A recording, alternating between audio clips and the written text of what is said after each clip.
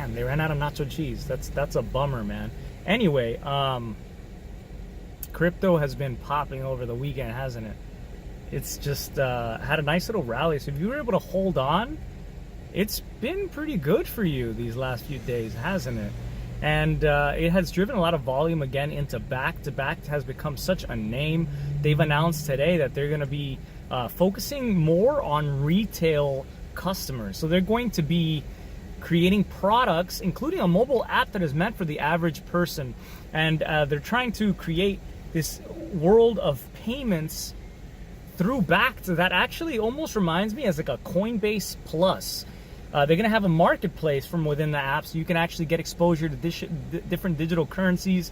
They are partnering with various merchants to allow people to pay in cryptos at merchants, starting with Starbucks, an initial partner of this to roll out. So this is quite big for the adoption. So BAKKT, I would say, is helping now with the adoption of crypto, besides just their main focus for institutions. It reminds me of kind of like Coinbase. I tweeted a little bit about that earlier on, because Coinbase has started to gear away from retail people who drove their main business in the beginning and started focusing more on institutions, raising trading fees, you know, just kind of like really putting the average person on the back burner.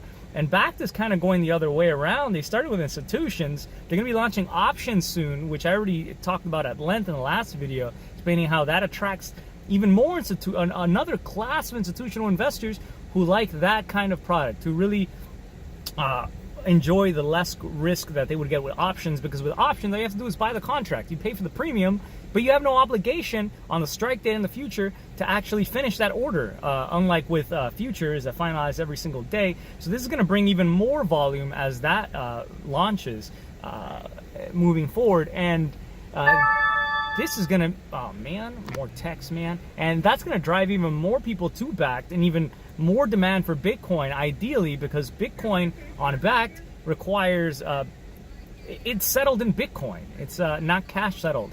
Therefore, Bitcoin actually has to be demanded as more institutions want to get exposure to this asset class, this new asset class that is crypto, starting off with Bitcoin and eventually moving on into other cryptocurrencies. I'm sure Ether is going to be one of the biggest gainers in that regard after Bitcoin. So I would say Ether is really one of the best plays you could get into right now. I mean, I've said it a billion times, but like, if Bitcoin's getting futures right now and options, you can bet almost certainly, based on comments that the governments have said about the security status, etc., of Ether, it's pretty much right in line with Bitcoin. Except Bitcoin, man, is like this. It is just this very special class. I don't know. Just thinking about how amazing it is. How many other things in this freaking planet do you know? Do you not know the creator of, the genesis of? This is the first time we have a currency that is controlled by no central institution, by no central government. Every government can get involved. Every corporation can get involved. It's a currency that does not rely on one central point of control, and that is, at its nascence, no one even knows who made it. It's closer to Stonehenge. It's closer to the Great Pyramids than it's a national wonder. It's a global wonder. It's a wonder of the world, is what Bitcoin is. And so obviously Bitcoin is kind of in its own playing field there. And that's why it's gotten the first of everything. It's just this brand new experimentation, well, of which we haven't seen fiat currencies do at all, besides varying the levels of inflation that they really have. But they're printed by central institutions, oftentimes without the influence of their citizens, and that is baffling. Bitcoin has the influence of all of its citizens and participants who really have a say, especially with how they place their money, where they place their money. It's extremely exciting to be involved with that, and it is its own thing. I think it's going to grow. It is a new paradigm that we're seeing right now, and I couldn't be more excited to be involved with it at this early phase of it before many other people are involved. Institutions aren't even here yet, and that's what's going to bring a lot of capital. There's also a lot of question about whether BAKKT is a good thing or not, because BAKKT, while they claim to have a lot of Bitcoin, have their Bitcoin warehouse, no one knows how much Bitcoin they're actually holding. So in reality, they could actually run a fractional reserve system, like you know that they love to do. That's something else I completely forgot to touch on in my last video, which is that we don't know how much Bitcoin they have because they haven't pointed us towards a public transparent address. Maybe they did it on purpose because they're scared that quantum computers in the future will target their address if they're holding so much Bitcoin. I mean, 1,000 Bitcoin traded in volume. Wow, let's go ahead and attack them first with our Google quantum computer, right?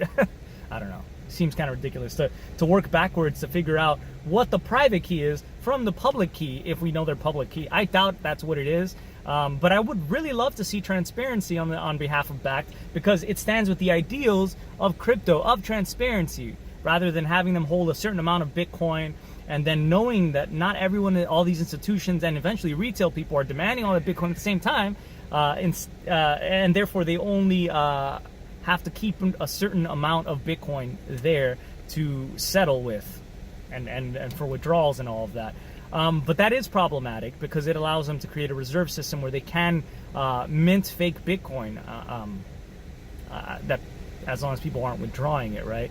So I think these institutions don't care as much about these kinds of ideals and moral values we've held dear in crypto as much as many, they don't care, these institutions, and that could pose a problem, I would say, for Bitcoin down the line. So that's the biggest issue, I would say, here, and it's going to be very difficult for anyone to convince them that they need to post a public address. I think the government would ideally have to force companies like that to follow regulations that force them to post their public addresses. But good luck with that one, since they're big fans of fractional reserve systems and controlling Bitcoin, rather than actually having it be completely transparent and out of their control. So that is something that's extremely concerning to me, and I don't particularly love these derivatives for those reasons. I would prefer to see other, like what Grayscale is doing with their transparent addresses with things, and showing where that Bitcoin is, that they in fact have that Bitcoin, so people can get out, see that and feel fair there. But again, still, I think it's going to attract a lot of people. It's going to bring a kind of new paradigm to Bitcoin for institutions, that we have these old-time players. They control the New York Stock Exchange, right? They've created it, ICE, and therefore they're more confident trading there rather than somewhere like Ledger X. Hey, yeah, I'll take a straw. Actually, I don't need a straw. Thank you. Yeah, I'll take some hot sauce. Okay. Thank you.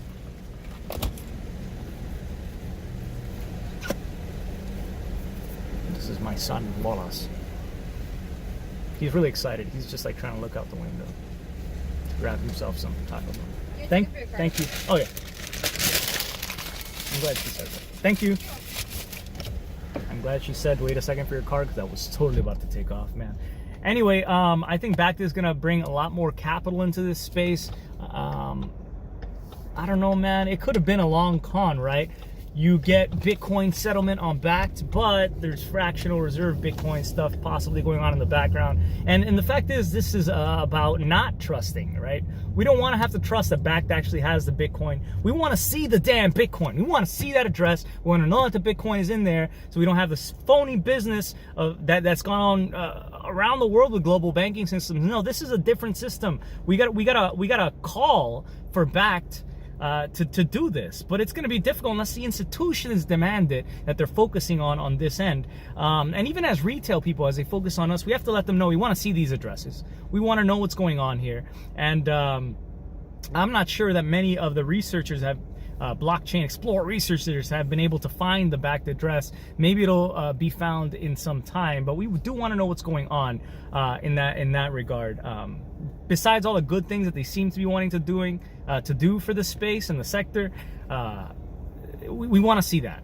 I think that should be a sincere that should be a priority for the platform at this point. And this idea of trust is extremely interesting to me, because if you think back, think to this era of trust. I went to the supermarket earlier, right, and I had to make a purchase, and I had to get a refund, and I just thought, this is interesting. As I walked out, I did this transaction with a cashier that I did not know. I was not familiar. I did not know his name. He had a name tag, but I didn't know him. He wasn't a member of a small community of 150 people, which is the Dunbar number for the amount of humans that our brains have adapted to become familiar with and to create relationships with. We can really only keep a maximum of about 150 is a theory, because of the size of groups of human population throughout the eras that we've had until we got to this new age of communication where suddenly, the internet has allowed us to connect with so many different people. And so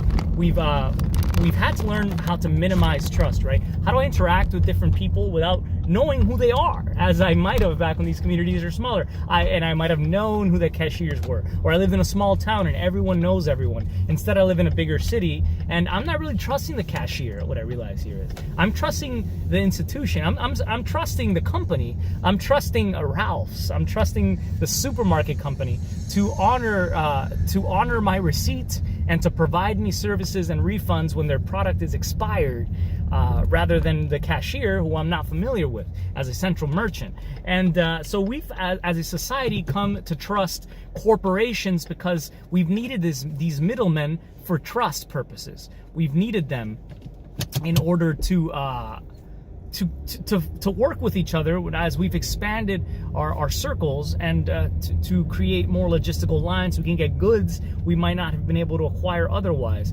And I think that's one of the most important things to realize about cryptocurrencies, is that now, for the first time, we can begin to minimize trust when it comes to financial institutions, because instead we can trust the code rather than a bank to provide these services. And banks are known for money laundering. They're known for huge fines. They're known for manipulating gold. They're known for doing so many funny things. And now we can instead trust code, and primarily to protect us against things like double spending. But a fractional reserve system is double spending at its damn finest, if you ask me. So ideally, we would like proof of keys, where everybody takes all their money off all exchanges, closes all these contracts on January 3rd to happen, not just on regular crypto exchanges, but we want the institutions to also be like, you know what, we're gonna do this too. I mean, I know that's a cry that's not going to be heard into the forest. It's going to fall on deaf ears, I suppose, for the institutions. But we as people need to have our voices heard, because the regulators are listening. Many of them don't understand what's going on here, and they're trying to figure it out. And there are honest congressmen out there and representatives of government who do want to understand this and create the best systems for the people, for the voters who actually use these damn things, that we vote for them, right, in the future. That's how all this works. So your voice is absolutely important, as this space is nascent and evolving, and you need to shout out to BAKKT to let them know we want to see the addresses. We want to see what's going on. We want to know where this mythical Bitcoin is. And don't worry, the quantum computers will destroy everything rather than your address by working yours backwards. Why wouldn't they work Satoshi's address backwards first to figure out what that private key is before they figure out what BAKKT's is, right? So I doubt that's the biggest of their concerns, but just, to give them a vote of confidence here, that's the reason they haven't shown us the address, because I can't imagine why else. If you really support this new economy and all what's going on, and you absolutely should, because I also tweeted about what's going on in Chile, where there's so much unrest, issues with banks closing down ATMs, people can't get their money out of the bank. They hike electrical rates across the country 10% in Chile on a whim. They inflate the currency. They start charging just charging huge and obscene fees on the metro that cause students to jump over the metro turnstiles because they cannot afford the $1.15, which is crazy, especially in Chile, right? $1.15 to board the subway for students who are just trying to get to class, or people who are trying to get to work to help the economy. Instead, the government is such a bind, even with all the systems that they have had and help from the U.S.